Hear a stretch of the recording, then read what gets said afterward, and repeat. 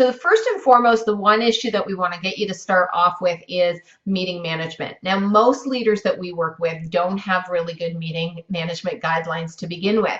And now all of a sudden you're online, and if employees are taking a more casual approach, or, how do you cut someone off if they're talking too long, or they're taking up too much of the space, or how do you deal with the fact that you even if you were looking at people virtually, that ability to understand kind of who's next in queue for a conversation or a comment on something, okay?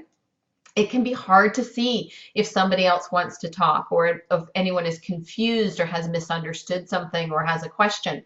Or it's even hard to tell if they're not paying attention and maybe they're playing a video game, or who knows what they're doing.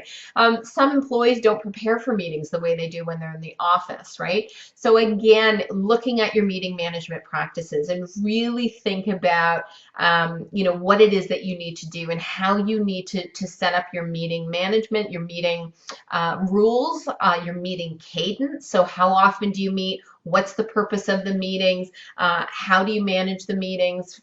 Do you use agendas?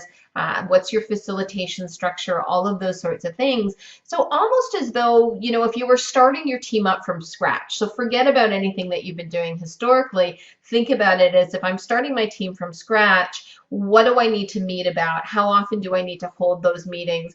What's the purpose of each of those meetings? Is it just information sharing? Is it social connection? So we're seeing lots of people putting in those points in time where this is about the meeting and this is about the social connection, so that they can stay really focused and productive. It's about looking at who needs to be there at each one, right? And so, is it the whole team? Is that done as more of a weekly town hall format?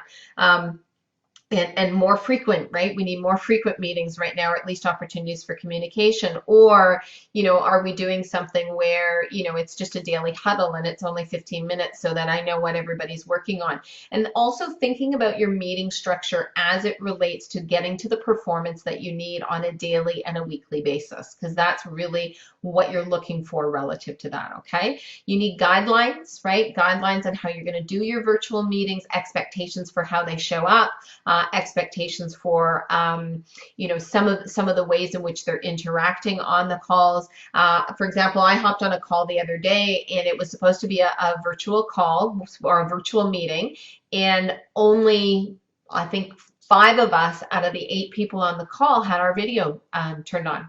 And to me, that seemed really imbalanced and really unproductive from the perspective of not being able to see those other individuals and have that same sort of interaction, being able to see facial expressions, all of those sorts of things as compared to the others. So again, what are those rules? What's your meeting cadence, the frequency, the duration? Put more structure in. And one of the beauties of doing this is that as you move from virtual back into office, which of course you will now have a new meeting structure that you can continue to work with, okay?